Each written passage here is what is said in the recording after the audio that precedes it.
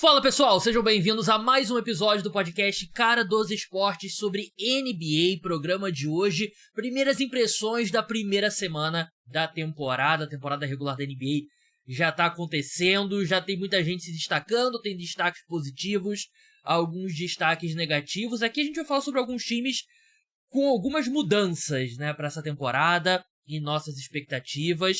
Vamos falar, obviamente, sobre Victor Wembanyama e o San Antonio Spurs, que eu acho que é a grande história desse início de temporada. Então se inscreve no canal, deixa like, deixa comentários, siga no Spotify, deixa 5 estrelas lá, siga seja qual for o aplicativo de podcast que você utiliza, bota no fone de ouvido, vai ouvindo no caminho pro trabalho, pra faculdade, pro colégio, na academia, lavando louça, e é assim que pra mim é a melhor forma de consumir podcast. Aqui no programa comigo hoje, Guilherme Taniguchi, meu amigo do podcast Splash Brothers, torcedor do San Antonio Spurs, que estávamos ao vivo, eu e ele, quando a loteria do draft de 2023 aconteceu e o San Antonio Spurs conseguiu a primeira escolha geral no ano do Victor Wembanyama.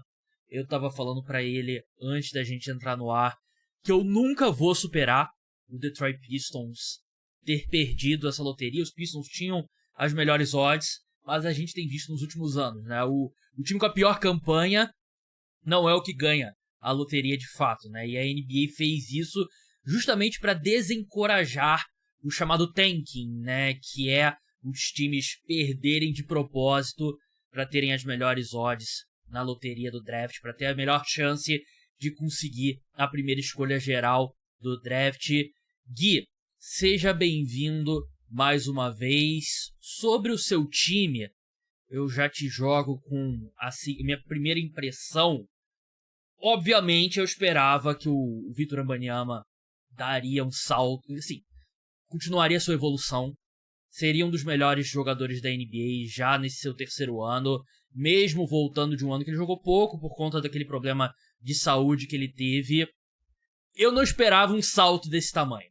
Ele teve um salto físico, de fato, né? O San Antonio Spurs atualizou a altura dele, 2,26 agora oficialmente, né? Isso. E ele parece mais forte, fisicamente, ele parece mais forte, mais musculoso.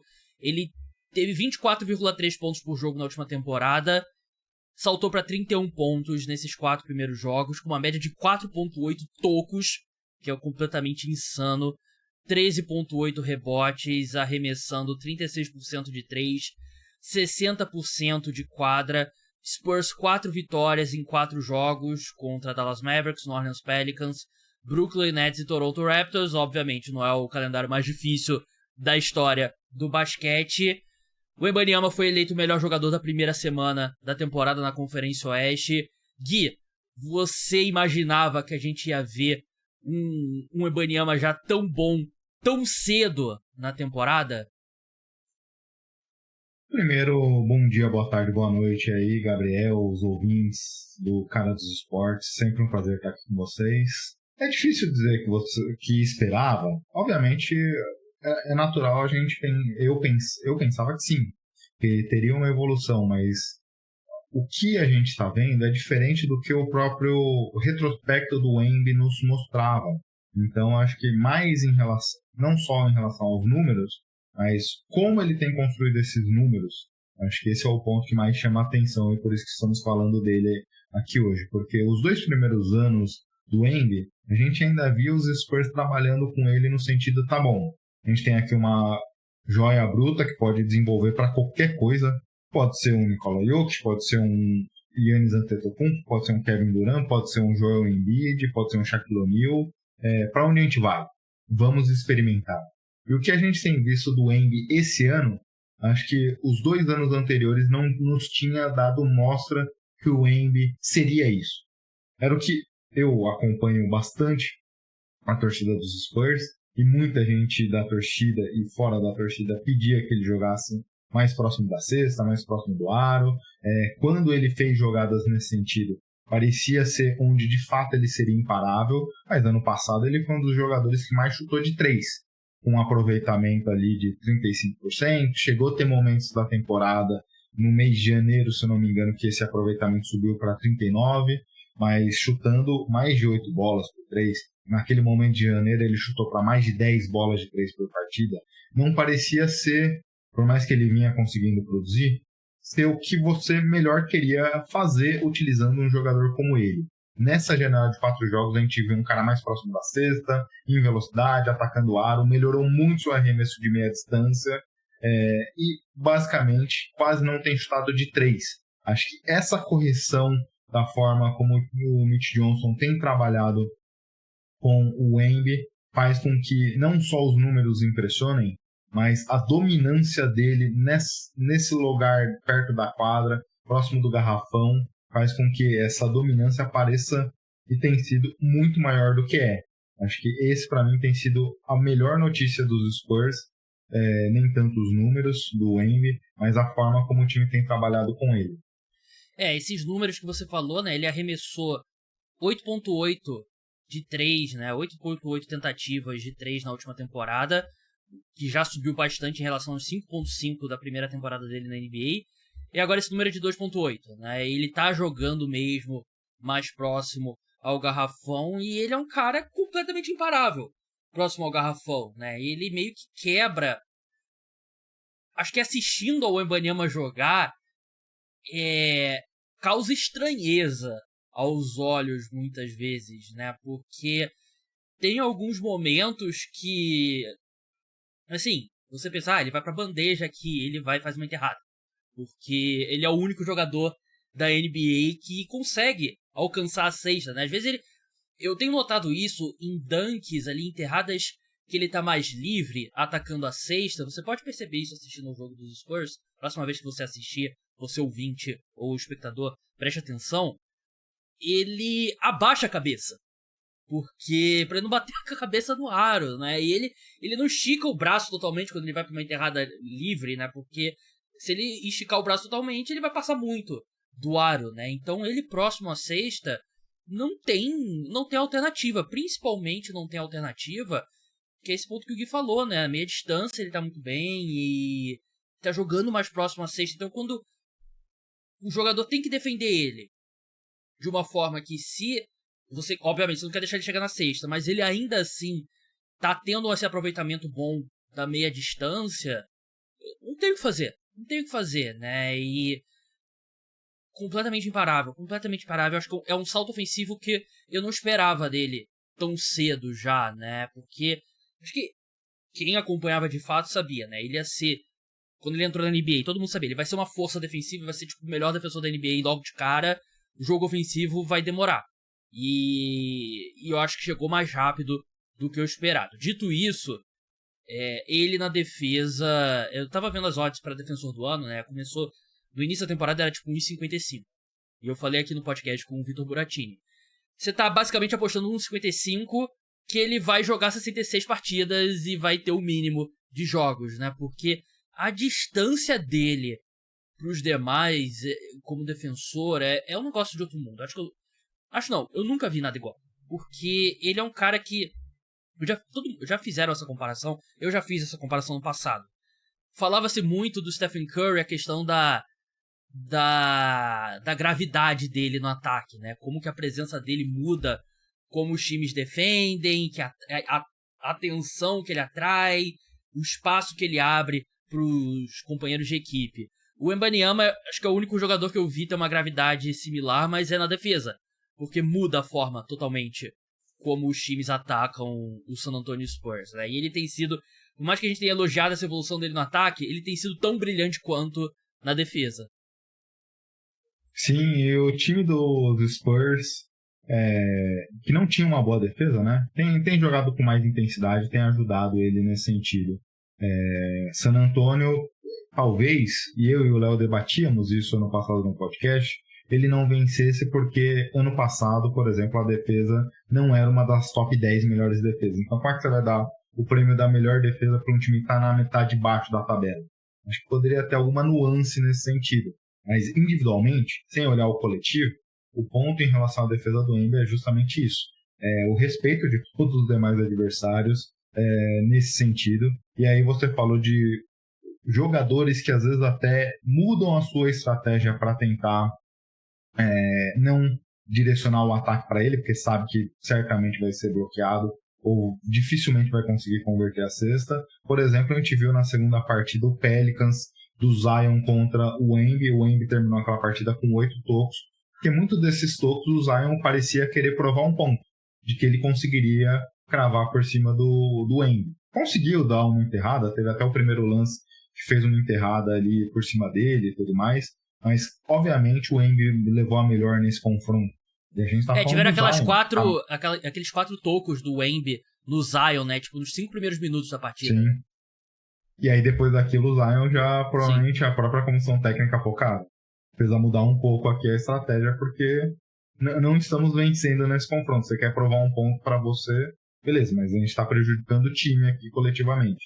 E a gente está falando do Zion, que fisicamente é mais forte que ele, tem mais capacidade de talvez uma trombada conseguir levar vantagem, mas no basquete não é simples assim, né? Às vezes a gente vê aqueles vídeos de Instagram de 2 amigos brincando, eu vou enterrar e você vai defender, aí sempre dá aquelas cravadas monstruosas. O basquete não é simples desse jeito.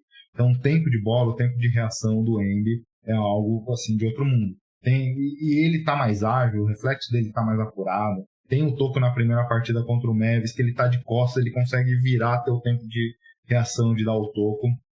É algo único. Então acho que o que você falou é verdade. Os 2 anos anteriores do Embiid, a gente não viu ele completar uma temporada jogando todas as partidas. É um time em tanque, então provavelmente os Spurs ali pouparam de propósito. Esse ano, acho que você pode não gostar dos Spurs, mas todo mundo está torcendo para o Embiid ter uma temporada inteira completa para a gente ver o que de fato esse jogador é capaz de fazer, né? Ele é a principal atração na liga hoje.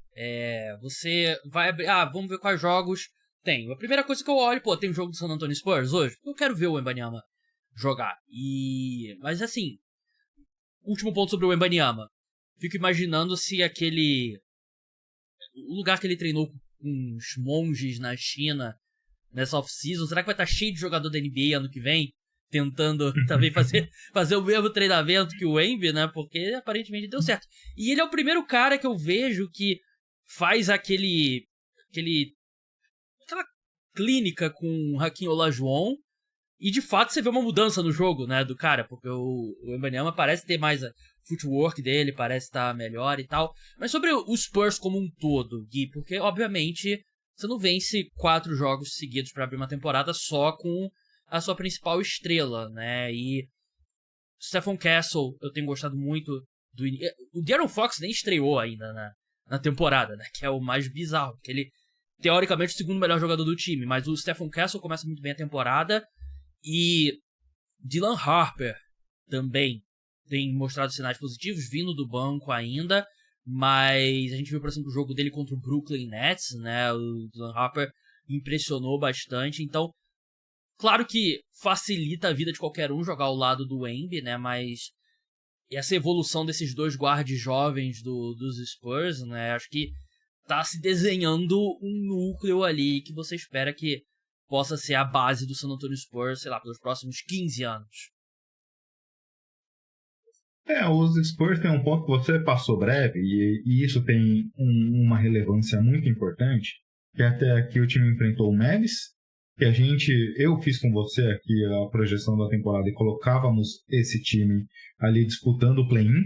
O Pelicans, que nós 2 não colocamos como um time candidato a play-in, Nets e Raptors. 2 times que quando você fez com o Ricardo Stabolito, certamente não colocaram disputando o play-in, colocou na metade de baixo. Acho que o Stabolito colocou o Raptors ali com uma possível força, algo nesse sentido, mas é um time que está ali mais ou menos 11º. Pelo que eu vi do Raptors até aqui, eu diria até que não sei se eles conseguiriam chegar nessa posição. Foi 4 adversários, 3 deles pelo menos a gente não projeta chegando longe. O Mavis a gente imagina que em algum momento vai conseguir retomar aqui e deve disputar pelo menos o play-in. Então tem uma questão da força do calendário que obviamente é importante. E os Spurs ainda na próxima rodada enfrentarão o Heat, que eu acho que é favorito, e o Suns. Então só depois para ter o Lakers e o Rockets como adversários mais fortes, assim, pensando na força do calendário. Lakers potencialmente Então, sem Luka e sem LeBron ainda, né? Provavelmente sem LeBron. Provavelmente, Então, ainda tem uma questão de, queremos ver esse time sendo testado contra adversários mais fortes. Mas, você falou bem, sem Fox, sem Sochan, são 2 jogadores, quando a gente pensa no quinteto ideal, talvez esses 2, muita gente colocaria como jogadores titulares desse time. E não tem sido só o Wemby. O time tem conseguido ali propor melhor o jogo e, obviamente, facilita demais quando você tem um jogador tão dominante próximo da cesta que o resto do elenco acaba abrindo muito espaço. E os Spurs têm conseguido trabalhar nesse sentido. Qualquer dupla marcação no Wemby, o time tem trabalhado e girado muito rápido a bola para aproveitar esses espaços. Vessel não começou tão bem, já começou a chutar melhor de 3. O Kessler, como você falou, ele é muito inconstante durante a partida, às vezes dá raiva vê-lo ali em quadra, porque ainda comete erros bestas, seja turnovers ou arremessos forçados, mas nos momentos chaves ele tem conseguido jogar melhor. E o Dylan Harper também é um jogador que já nem parece que está na sua primeira temporada. Já chegou, já é um dos jogadores que mais infiltra na NBA, então tem conseguido usar muito bem. Há 2 anos atrás, os Spurs, para mim, era o time com o menor talento individual da NBA. A gente já vê aqui jogadores têm subido de nível e isso tem sido fundamental. A tríade de Castle, Harper e o próprio Wemby tem facilitado todo o elenco de apoio a não ter muita responsabilidade, a não ter que bater muito a bola no chão. Ano passado eu sofria de ter que ver o Vessel infiltrando, driblando, Keldon Johnson. Esse ano não tem isso. Esses jogadores do elenco de apoio têm se portado como jogadores de apoio, realmente, e o time tem conseguido jogar muito melhor a partir daí. Ter um cara como o Wembanyama acelera muito qualquer linha do tempo, né? E nesse começo de temporada ele vem mostrando que ele é esse tipo de cara, né? Por exemplo, o Cavaliers com o LeBron chegou na final em 2007, muito antes, com um time horroroso ao redor dele, né? Claro que a NBA hoje, em termos de talento, é muito mais profunda, né? Não dá pra esperar que o Wembanyama vai fazer algo parecido, mas ainda assim, o San Antonio Spurs é um time que talvez o melhor jogador da NBA hoje. Acho que se a temporada terminasse hoje, o Wembanyama era o MVP, né? E claro que para você coroar alguém como o melhor jogador da NBA, ele precisa fazer isso por um período longo, fazer isso nos playoffs, então o Wembanyama ainda tem esse obstáculo pela frente. Mas eu até tava conversando com um amigo em comum que nós temos, Vitor Camargo. Acho que hoje, se você tem uma partida de basquete pelo destino da raça humana, e você pode escolher um jogador garantindo que ele vai estar saudável, eu acho que é o Wembanyama. O problema é que, nesse cenário, provavelmente seria um jogo contra aliens, né? Então você faria o Wembanyama jogar contra a raça dele, mas é esse tipo de... Eu tô muito impressionado. Acho que vocês já notaram pela forma como a gente tá falando, eu tô muito impressionado pelo Wembanyama. Vamos só para fechar, no primeiro jogo, eu debati num grupo que eu estava, a gente conversando, eu não lembro naquela partida contra o Mavs. E se você não assistiu e tiver condições, assista, porque aquela partida foi algo surreal. Sim. Eu não lembro de uma dominância como aquela na história. Para eu lembrar, jogos que eu vi do Shaquille O'Neal chegando no Lakers ou ainda na época do Magic jogando contra os demais adversários. Era uma dominância física surreal, assim, que poucas vezes você viu alguém jogando na NBA nesse nível de comparação. Você tem algum amigo que é profissional de futebol ou de qualquer outro esporte, jogar contra ele naquela modalidade, ele vai te destruir, você não vai nem entender o que aconteceu. A percepção era essa. Física, técnica, tudo foi algo que eu poucas vezes eu vi na vida. Acho que se tivesse que guardar um momento da temporada para sempre na memória, seria aquela partida contra o Mavericks, porque eu nunca vi uma dominância ao vivo daquele nível. E não é como se ele estivesse jogando contra um time que usa o small ball, não tem um pivô de origem, ele tava jogando contra Derek Lively, Anthony Davis, Cooper Flag, né? Então, eu acho que o torna ainda mais impressionante. Vamos avançar agora... Cooper Flag não, que esse daí é bust, viu? Tô confirmado já. Acho que uma semana já é suficiente para tomar uma decisão definitiva sobre o futuro do Cooper Flag. Deveriam ter selecionado o Dylan Harper. Vamos passar agora para o Boston Celtics, né? O Boston Celtics que começa a temporada com uma vitória, 3 derrotas, perdeu pro 76ers, um jogo apertadíssimo, perdeu pro New York Knicks, perdeu pro Detroit Pistons e derrotou o New Orleans Pelicans. Acho que foi nessa segunda-feira, se não me engano.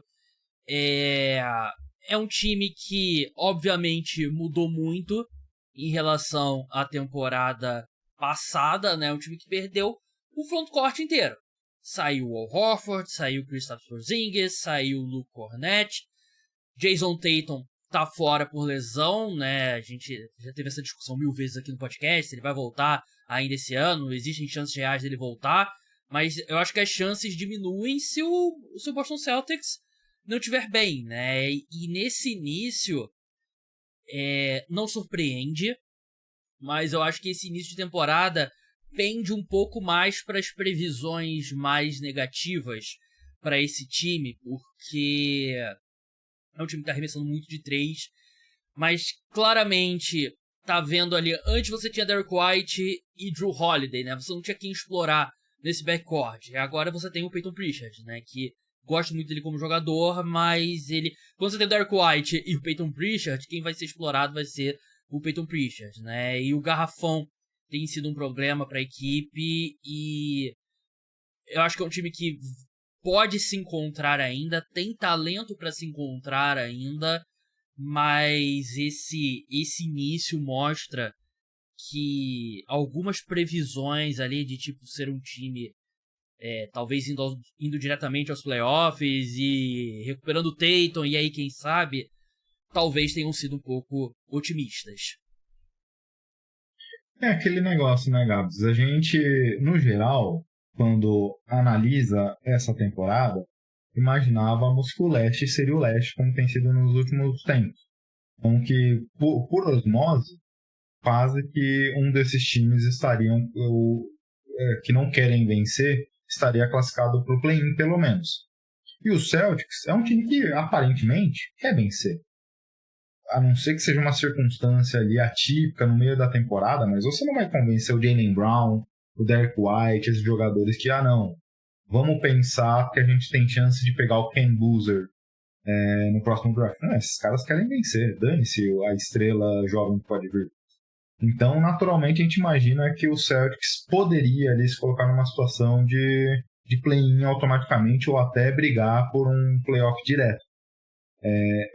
Tem a questão do calendário, porque como você falou, ele pegou 3 times aqui do leste que são talvez times considerados ali na briga pela classificação direta. O Knicks, que é o grande favorito, perdeu desses 3, ganhou do Pelicans, que é o time que perdeu de todo mundo até aqui. Mas acho que, como você falou, o que chama atenção também são os problemas que a gente viu desses Celtics aqui. É um time que mudou pouco a estratégia da questão do que se espera em relação ao seu jogo. É um time que ainda mantém um alto volume de chute de 3, mas é diferente quando você tem 5 caras abertos, Tatum e Jaylen Brown infiltrando para criar espaço, para você gerar uma situação de infiltração, para daí você ter que proteger o garrafão, abrir espaço, rodar a bola e vir o arremesso daí. É um time diferente, e com talento diferente, com proposta diferente, e não necessariamente esse jogo vai se manter facilmente aqui.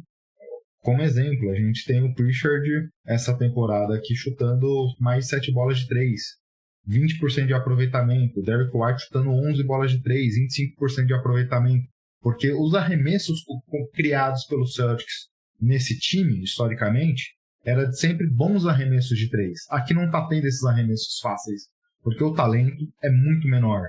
Então, se esse time quer tentar competir essa temporada, eles precisam ajustar a forma como você vai criar seus arremessos. E aí é o que a gente vai ver do Mazzulla. De fato, ele vai ser um técnico de primeira prateleira, ou se ele vai ser um bom técnico que não vai ter tanta criatividade assim para trazer alternativas. Porque, de fato, chama atenção a derrota até aqui, mas acho que nem só a questão do talento, a forma como esse time tem proposto o seu jogo é pensando no Celtics do ano passado, e esse Celtics não existe aqui nesse momento. O Celtics é um time que tem um volume muito grande de arremessos de 3, né? É um time que usa bastante a a matemática, né, a seu favor, né? Só que esse ponto que você tocou. Muitos momentos, o Boston Celtics, nas últimas 2 temporadas principalmente, eu sinto que as piores fases da equipe é quando eles caíam ali no modo de 2 passes só no ataque e bola de 3. Não trabalhavam a bola, não lutavam por bons arremessos, né? E quando o time estava nas suas melhores fases, você via justamente que era a bola andando mais passes no perímetro e tal. E o Jason Tatum não só é o melhor jogador desse time, mas ele é o point forward, né? Aquele armador na posição de ala. O Derrick White e o Jrue Holiday não são armadores de verdade. O próprio Peyton Pritchard não é um armador daquele de organizar e tal. Ele é um cara mais de pontuação. Então, a equipe claramente sente falta dessa organização, que nem sempre era perfeita com o Tatum, mas eles sentem falta dessa organização, né? E o time continua tendo um volume altíssimo de arremessos de 3, mas é como o Gui falou, não são arremessos de 3 dos melhores que você quer ter, né? Mas assim, eu ainda acho que é um time que vai jogar melhor do que eles estão jogando. Eu acho que é muita mudança nesse elenco para em uma semana eles já estarem bem na temporada regular, né? Eu acho que é um time que vai ter um encaixe melhor do que vem apresentando. A questão é quando, e a questão é se vai ser o suficiente, né? Porque, de novo, para não que eu queria insistir nesse assunto, né? Se o Celtics estiver na 11ª colocação e em fevereiro e existe uma chance do Tatum voltar a jogar, vale a pena arriscar, por mais que ele esteja 110% fisicamente, vale. Eu sei que o Mazzulla é um completo maníaco competitivo, o próprio Tatum quer muito voltar, mas até agora, nessa primeira semana, acho que diminuiu na minha mente, Gui, as chances da gente ver o Tatum nessa temporada. Eu não sei se o Celtics a qualidade do time vai compensar você trazer de volta ele esse ano. Acho que o Brad Stevens, quando trocou as peças, falou, bem, a gente vai perder ao Horford, Jrue Holiday e tudo mais, para se adequar financeiramente, para sair da second apron. E como é que a gente vai repor esse talento? Vai repor esse talento com uma escolha top 10 do draft no próximo ano. Tatum vai operar e tudo mais, então é a mudança. Parte dessa reposição de talento virá pelo draft. Acho que é isso. Só para pegar um ponto que você falou, e nem é um jogador tão relevante assim, mas acho que exemplifica, o Xavier Tillman iniciou a temporada jogando mais de 15 minutos. Segunda partida, 14 minutos. Nessa última, 6 minutos. Nem jogou a partida contra os Pistons. Então, o time ainda está se construindo. Provavelmente imaginou o Tillman jogando porque é um big, é um cara que pode jogar ali na posição 5, espaça a quadra, parece mais ou menos com o que o Al Horford poderia fazer, já estava no elenco, vamos dar espaço para ele. Opa, não. Fisicamente o Tillman aqui parece, né, com o Al Horford também, né? Mas o Tillman veio essa temporada pique caminhoneiro, tá com uma pancinha ali que você vê, você não fala que é atleta profissional de basquete. Veio bem fora de forma esse ano. As pessoas olham pra mim, veem minha barriga também, acham que eu não sou atleta, mas todo mundo sabe que eu sou. De vez em quando mando foto da academia lá pro Gui, mostrando quanto que eu tô pegando qual que é aquele? Cadeira extensora. Pô, monstro. Academia lá, caralho. Vamos começar a tomar bomba, Gui. Começar a tomar bomba. Esse negócio de ser natural não leva ninguém a lugar nenhum. Vamos seguir aqui antes de falar pro pessoal que você pode se tornar apoiador ou membro do canal aqui do Cara dos Esportes no YouTube. Ambas as opções R$14,90. Você ajuda a manter o podcast Cara dos Esportes no ar. E por enquanto a gente tá com um episódio extra semanal exclusivo para apoiadores e membros do canal sobre NFL, né? A temporada da NFL aí tá no ápice nesse momento. Toda segunda-feira, meio-dia, a gente tem o podcast Cara dos Esportes ao vivo diretamente do estúdio, eu, João Eduardo Dutra e Ana Carolina Brasil. Tivemos o Halloween dos esportes nessa segunda-feira, que foi duramente criticado por Guilherme Taniguchi. Não gostou das nossas fantasias, mas o orçamento ainda... fantasia que você faz em casa, pra mim... Ué, você quer o quê? Você quer que eu vá Quando com meu a pai roupa fez do essa fantasia... Homem de Ferro funcional? Não tem orçamento pra ué. isso não, pô. Eu estou falando com CNPJ Cara dos Esportes, não com CPF Gabriel Martins. Quando meu pai fez a festa dele e a fantasia, eu peguei o terno aqui, fui de MIB. Coloquei uma camisa branca e uma gravata preta. Meu filho não tinha terno, eu falei, não, coloca uma roupa de futebol aí e fala que você é jogador de futebol. É muito simples, velho. Eu falando com a instituição CNPJ Cara dos Esportes, esperava uma fantasia um pouco melhor. Você poderia ter ido de Oasis, já que você vai cantar no karaokê essa semana aí. Não, vou cantar Mr. Brightside. Numa pegada assim. Vou cantar Mr. Brightside do The Killers. Eu recebi muitas mensagens de apoiadores falando que eu deveria ter ido de Indiana Jones, em homenagem ao Daniel Jones. Não farei isso. E assim, você quer falar com o CNPJ, Cara dos Esportes? Eu também quero falar pra reclamar do hotel que ele me colocou em São Paulo no jogo, né? Na semana do jogo, né? Enfim, é aquele... Eu tenho que falar com o meu chefe, que sou eu mesmo, né? Vamos seguir agora. Vamos falar do próximo tópico. Mais um time novo, informação nova.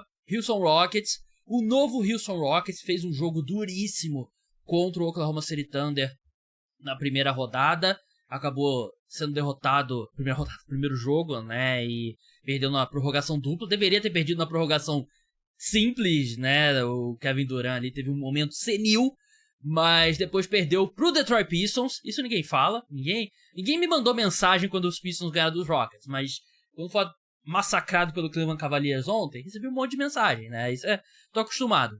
E aí eles, enfim, venceram o jogo contra o Brooklyn Nets. É um time que tem muita coisa ainda a ser encaixada. Mas assim, antes de entrar em assuntos tipo, encaixe do Kevin Durant e tal, backcourt, pra mim é promissor que eu acho que os dois maiores pontos positivos da equipe até agora são caras que já estavam no elenco.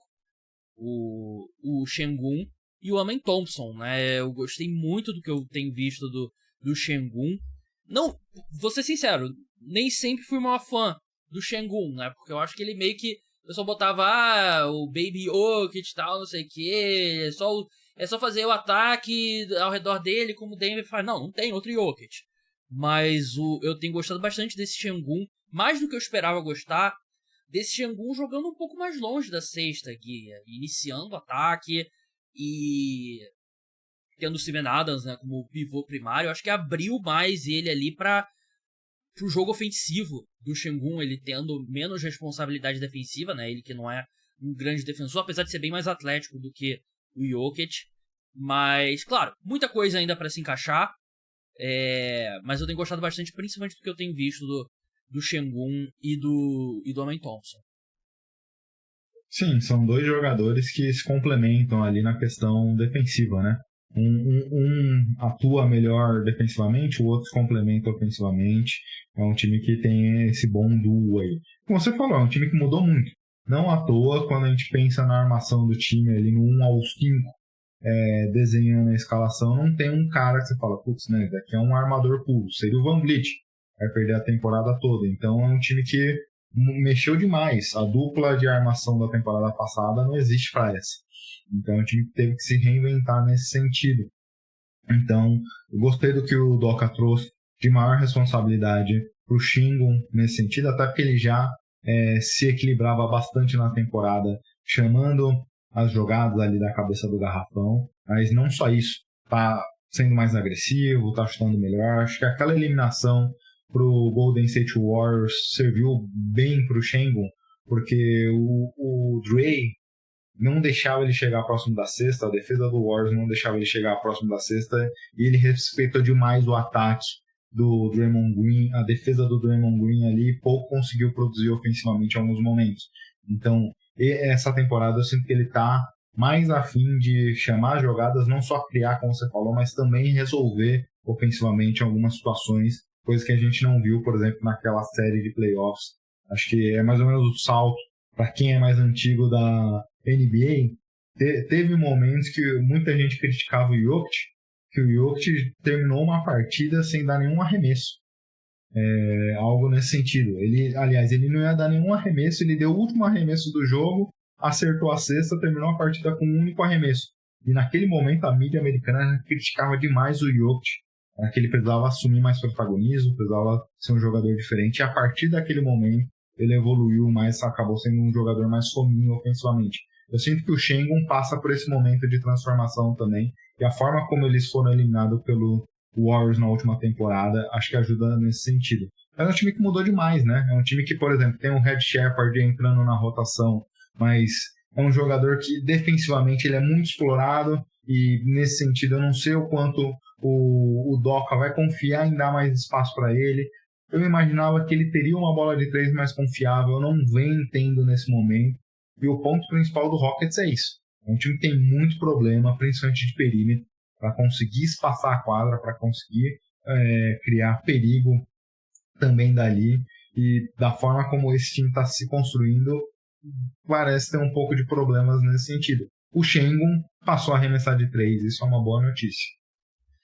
Eu acho que ele pega, inclusive, ainda sobre o Alperen Şengün, ele pega naquela... Ele fez um Eurobasket muito bom, né? O torneio continental lá pela seleção da Turquia, né? E eu acho que ele vem com um ritmo bom, né? E o Amen Thompson acho que passou até um pouco despercebido, né? Porque o Shai, ele terminou o jogo muito bem, né? O último quarto e as 2 prorrogações, né? E o que aconteceu? O Amen Thompson deixou a partida no final com câimbras, né? Ele precisou deixar a partida, né? E ele, por 3 quartos, fez um trabalho muito bom no Shai, né? Você não costuma ver o Shai tão limitado como que o Amen Thompson fez, né? Não gostei dele arremessando tanto de 3 contra o Thunder, né? Acho que foram 8 tentativas de 3, né? Que é, sei lá, 7 a mais do que eu gostaria de ver o Amen Thompson, mas pelo menos ele não vai ser tipo o Ben Simmons, que não tem medo, ele não tem medo de tentar, né? Isso é importante, mas dá uma segurada, né, nesse ponto. Sobre o Rich Shepard, cara, eu me empolgo. Os primeiros minutos dele contra o Thunder, eu achei que ele entrou bem. E botando a bola no chão, iniciando o ataque e tal. Eu pensei, pô, legal. Depois foi um desastre e, assim, se ele não for um arremessador de 45% de 3, é difícil ter ele em quadra porque ele é um alvo muito grande na defesa, né? E ainda mais num time do Houston Rockets, que todo mundo é gigante e é bom defensor, ou pelo menos é gigante ou bom defensor, ele acaba sendo o alvo principal, né? E toda vez que ele tá em quadra, mesmo um jogo assim, aleatório de temporada regular, o time vai olhar pro outro lado, vai ver, o Tari Eason, o Amen Thompson, o Steven Adams e o Kevin Durant e o Rich Shepard. Quem que você vai atacar? Vai ser o Rich Shepard, né? E ele não compensa ainda ofensivamente, né? Então E ainda mais para um treinador que prioriza tanto a defesa, né? Sim, verdade. Aí... acho que vai ser um processo ainda pro Rich Shepard. Acho que ele tá muito longe ainda. Porque acho que tinha talvez uma expectativa otimista de que, ele pode substituir pelo menos parte do que o Fred VanVleet faz, né? E esse início não foi promissor, né? De novo, não sei se foram 3 ou 4 jogos do Rockets. 3 jogos do Rockets. 3 jogos ainda. 3 jogos ainda, é muito cedo. E pra gente encerrar Houston Rockets, antes de falar do Philadelphia 76ers, Kevin Durant. Eu fiquei um pouco preocupado com o quanto que ele jogou na primeira partida, mas claramente o Rockets deu uma segurada nos outros 2 jogos, e eu acho que isso é o mais importante com o Kevin Durant, né? Porque você não tem dúvida quanto ao desempenho dele. A minha dúvida é se ele vai chegar lá, vai chegar vivo no final da temporada regular, né? Então eu quero ver o Houston Rockets sem profundidade pra isso. Eu quero ver eles dando uma segurada maior no Kevin Durant, né? Pra ele chegar bem fisicamente nos playoffs. O que mais me chamou a atenção do Durant nas primeiras partidas aqui, e não sei se necessariamente é uma crítica, mas é algo que a gente já viu na história do Durant e o Doca e o time vai ter que trabalhar, é que parece que em alguns momentos ele respeita demais quando chega no time novo. É aquele cara que não quer chegar e já mostrar que é o dono do time ou algo do tipo. Ele não quer sentar na janela, né? Sim. Então isso foi algo que eu não gostei, ainda mais naquela primeira partida, principalmente, você tá jogando contra o OKC, possivelmente é uma final da NBA antecipada, da Conferência Oeste antecipada, e aí o Durant segurando para dar arremesso, não chamando responsabilidade. Não é para isso que o Rockets pagou o Durant, né? Então acho que esse protagonismo maior, a gente já viu na época do Warriors passar por uma situação parecida, é o que me chamou a atenção ali, mas inegavelmente é um jogador que se encaixa muito bem, né? Defensivamente, sem ter a responsabilidade de estar tão próximo da cesta, como foi no Suns em alguns momentos, e ofensivamente, não tendo que criar, mas finalizar jogadas, é o segredo do sucesso para ter o Durant bem. Vamos avançar agora, vamos falar sobre Philadelphia 76ers, né? E a gente tá gravando, eles vão jogar nessa terça-feira, né? Então, se acontecer alguma coisa muito absurda, saiba que a gente tá falando antes desse... É contra o Washington Wizards, né? Então eu não imagino que vai acontecer... Sim, pode perder, né? Mas não acho que vai acontecer muita coisa que mude a nossa análise aqui, né? O grande destaque... Acho que um dos grandes destaques desse início de temporada, né? Que é um cara que todo mundo gostava no draft, todo mundo gostava do VJ Edgecombe, né? Mas não esperava isso do VJ Edgecombe ofensivamente tão cedo, né? Ele teve a estreia dele com 34 pontos contra o Boston Celtics, 15 pontos contra o Hornets, e contra o Orlando Magic ontem ele teve 26 pontos. O Tyrese Maxey tá voando, 40 pontos na estreia, 2 jogos de 40 pontos já, e o outro foi de 28 pontos, e esse backcourt aí do Philadelphia 76ers, você começa a ver uma identidade, né? Pós Embiid, pós Paul George, né? Mas eu acho que esses primeiros jogos, até conversando com o João Eduardo Dutra, que participa do podcast comigo de NFL, ele torce pro 76ers, né? Apesar de não ser um fã hardcore de NBA, ele já me mandou mensagem e falou assim, pô, e aí, dá pra construir algo ao redor de Maxey e Edgecombe? Então eu passo a pergunta pra você, Gui. Que a gente tá vendo o 76ers até agora. Será que existe um futuro que você constrói ao redor dessa dupla? Acho que esse início de temporada era a melhor notícia que todo mundo relacionado ao Sixers queria ter, né? Quando você tem uma escolha top 3 do draft, você torce para que esse jogador se desenvolva, que seja um talento da NBA. E o Edgecombe apresentou isso. E mais, acho que você comentou que todo mundo gostava dele, mas ninguém queria escolher ele fora da posição 2, da posição 3. Ninguém imaginava ele na 2, na 1. E acho que o que ele apresentou aqui pra gente nesse começo, se ele mantiver essa evolução, pode ser que quando a gente fizer esse redraft no final da temporada, daqui 5 anos, daqui a algum momento, a gente veja o VJ mais pra cima. E nenhum demérito em relação ao Harper, que começou muito bem, ao Cooper Flag, que está se adaptando, mas ao mérito do VJ Edgecombe. Porque existiam 2 grandes críticas em relação a ele. Uma, a questão dele bater a bola no chão, dele criar jogadas, dele driblar, dele conseguir infiltrar, e isso para mim era o ponto mais preocupante do seu jogo, e a gente vê ele fazendo aqui. Não é, obviamente, um cara que vai conseguir fazer que nem o Kyrie Irving, ter um handle absurdo, driblando, ou até mesmo o Dylan Harper, que é do mesmo draft, que já tem uma capacidade muito mais fluida nesse sentido. Mas não é um problema. Não apresentou nessas 3 primeiras partidas ser um problema. Obviamente, em algum momento, as defesas vão se adaptar a ele, vão criar jogadas para tentar proteger, e a gente vai ver se de fato essa evolução deu passos além do que a gente viu nesse começo. Mas é um jogador fluido. Melhorou muito a sua fluidez de infiltração, de criar seu próprio arremesso aqui. E o chute de 3, que esse para mim é surpreendente. Ele era um jogador que, parado no spot-up, chutou para 38% na NCAA. Aqui ele está parecendo um arremessador muito melhor do que ele era no draft. Então é um jogador muito físico, é um jogador que tem muita capacidade atlética, é o jogador do Sixers que mais jogou minutos até aqui na temporada. e trouxe elementos do jogo que eram problemas. Até se resgatou muito a entrevista dele do draft, quando é selecionado, sobre estar preocupado, com medo. Ele fala, cara, eu não tinha o que comer em casa, a gente não tinha geladeira, coisas do tipo, a gente não tinha eletricidade elétrica. Eletricidade elétrica? Enfrentar o pessoal da NBA pra mim vai ser de boa. Então é um cara que é muito dedicado, Sim. Mostra essa questão aí que a gente nunca vai imaginar, né? Mas o cara que passou por muitos desafios pra estar lá. Sim. E vai continuar evoluindo. Então é um jogador que não sei se eu trocaria pelo Harper, eu como torcedor dos Spurs, não sei. Mas que é aqueles jogadores que você fica feliz em ver como ele tá evoluindo pela história do cara. É uma história fantástica.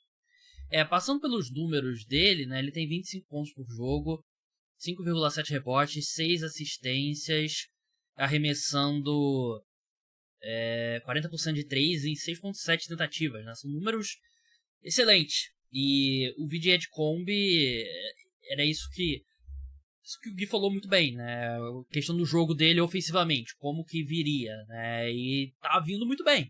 Tá começando muito bem, né? E ele é aquele defensor, aquela energia que ele traz na defesa, né?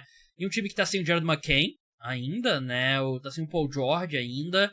O Embiid jogou 2 das 3 partidas, 20 minutos apenas, né? Então a equipe vai ter toda a cautela do mundo com o Embiid, né? E não sei, cara, eu acho que claro que não tem caminho pra você sair de Embiid e Paul George, né? Esses contratos, provavelmente os 2 piores contratos na NBA hoje, né? Mas se tivesse como e você pudesse construir ao redor desses dois... O Kelly Oubre tá jogando muito bem também, né? Ele não é jovem, mas o Kelly Oubre tá jogando muito bem. Mas se você pudesse construir ao redor desses dois, eu acho que seria uma vibe muito melhor ao redor do Philadelphia 76ers, né? Porque você fica empolgado com o Edgecombe e com o Maxey, e aí você lembra, pô, tem $100 milhões na nossa folha salarial que vão pro Paul George e pro Embiid, né? E só pra não deixar passar o Maxey, que tudo bem, volta e meia ele lida com problemas de lesão, né? Mas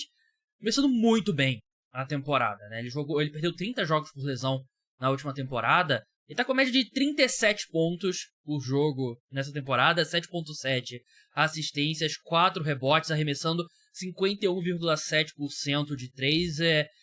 Às vezes eu acho o Maxey até um pouco subestimado, Gui, por conta de todos os problemas do Philadelphia 76ers, mas é um baita armador e um começo brilhante de temporada pra ele também. É aquele negócio também, né? A gente às vezes ignora o ambiente, né? E faz parte. Não tem como você olhar pro Maxey e falar, putz, será que o Maxey tá bem? Será que o Maxey nessa bagunça do Embiid e do Paul George tá sabendo lidar? Tá conseguindo se motivar pra jogar? Às vezes ele não tá conseguindo se motivar naquela situação e cai o rendimento. E aí chega novos jogadores, uma nova estrutura, uma escolha alta do draft que você vê, o cara te impressiona, é muito difícil de falar, porra, agora vamos jogar junto aqui, traz uma nova energia a partir dali. E ele já, obviamente, 3 rodadas, não dá para analisar muito a partir daqui. Uma coisa que eu tenho falado com o pessoal também sobre o VJ Edgecombe, esses números vão cair em algum momento, porque não é natural um novato já chegar com essa capacidade. É que são raros os jogadores que têm mais de 25 pontos numa primeira temporada da NBA. Então imagino que esses números vão cair. Mas o Maxey já se coloca como um All-Star, se coloca como um MIP, que o que ele tem feito aqui é surreal. Obviamente, o Embiid vai ganhar mais protagonismo em algum momento. Imagino que o Paul George volte em algum momento.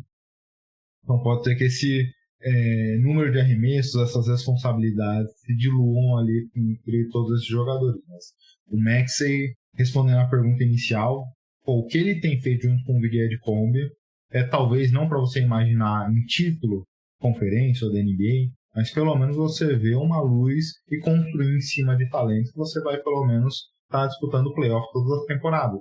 Acho que depois de tudo que o torcedor dos Sixers passou no último ano, com a chegada do Paul George e ele fazer mais podcasts que jogar partidas e arremessos, coisa do tipo, o Embiid que vive nessa situação, você ter 2 jogadores jovens com essa capacidade é um alento muito grande, é uma luz no fim do túnel aí, muito boa de se acompanhar. O Paul George, muito mais meu rival pela audiência de ouvinte do podcast do que jogador de basquete recentemente. Guilherme Taniguchi, muito obrigado pela sua participação. Sigam ele lá no @GuiSplashBR. Siga o @podcast_SplashBR. Gui, brigadão pela participação. Não vou ter que agradecer, né? Porque eu te dei uma oportunidade para falar do San Antonio Spurs e do Wembanyama, que eu imagino que seja o seu assunto favorito no momento, ainda mais levando em conta o momento atual do São Paulo Futebol Clube. Brigadão, Gui, pela participação. Impressionante como você ignora os Colts. É verdade. Meus favoritos é Daniel mas eu sei que você gosta Jones muito mais do... Wembanyama. Você gosta mais dos Spurs do que dos Colts. Sim. Eu defendi o Daniel Jones no podcast ontem, né? Você ouviu, né? Sim, eu ouvi. Ele é o MVP. É porque meu ódio pelo Daniel Jones só não é maior que meu ódio por running backs, né? Então eu tenho que defender ele no debate com o Jonathan Taylor. Então é isso, pessoal. Um grande abraço a todo mundo. O podcast volta amanhã com o episódio sobre NFL. E na semana que vem, um programa sobre NBA. Não perca os vídeos que eu posto lá em formato curto no TikTok. Tô tentando postar alguns mais longos também no YouTube. Um grande abraço a todo mundo. Tchau.